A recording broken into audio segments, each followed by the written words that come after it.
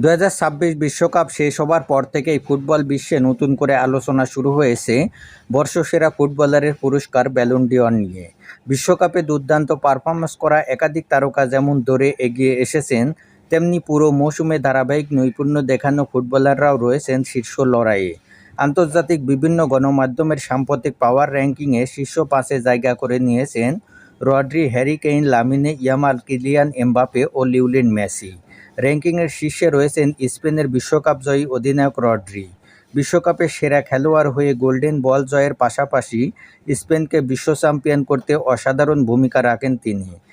Club মৌসুমের শুরুতে ইনজুরির কারণে কিছুটা পিছিয়ে থাকলেও দেশের জার্সিতে বিশ্বকাপে অসাধারণ পারফরমেন্স তাকে আবারও ব্যালন ডি'অর জয়ের অন্যতম দাবিদার করে তুলেছে। দ্বিতীয় স্থানে আছেন ইংলিশ অধিনায়ক হ্যারি কেইন। বায়ার্ন মিউনিখের হয়ে 2025-26 মৌসুমে 51 ম্যাচে 61 গোল করে দুর্দান্ত ছন্দে ছিলেন তিনি।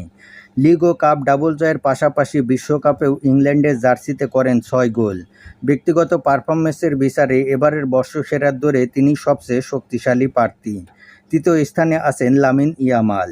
মাত্র 19 বছর বয়সেই ইউরো ও বিশ্বকাপ দুটি বড় আন্তর্জাতিক শিরোপা জয়ের কীর্তি করেছেন স্প্যানিশ এই বিস্ময় বালক। বার্সেলোনার হয়ে দুর্দান্ত মৌসুম কাটিয়ে ভবিষ্যতের ব্যালন ডি'অর জয়ী হিসাবে নিজেকে প্রতিষ্ঠিত করেছেন তিনি।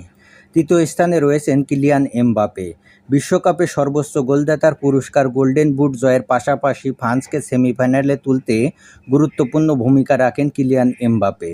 অন্যদিকে রিয়াল মাদ্রিদের হয়ে গত মৌসুমে কোনো শিরোপা জিততে না পারলেও ব্যক্তিগত পরিসংখ্যানে এগিয়েছিলেন তিনি। পঞ্চম স্থানে রয়েছেন লিওনেল মেসি। 39 বছর বয়সে এসেও বিশ্বমঞ্চে 8 গোল করে আর্জেন্টিনাকে ফাইনালে তুলতে গুরুত্বপূর্ণ ভূমিকা পালন করেন এই ফুটবল জাদুকর।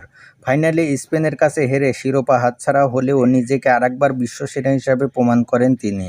এবার দেখার বিষয় মৌসুম ও বিশ্বকাপ দুয়ের পারফরমেন্স বিবেচনায় শেষ পর্যন্ত কার হাতে ওঠে 2026-এর ব্যালন ডি'অর।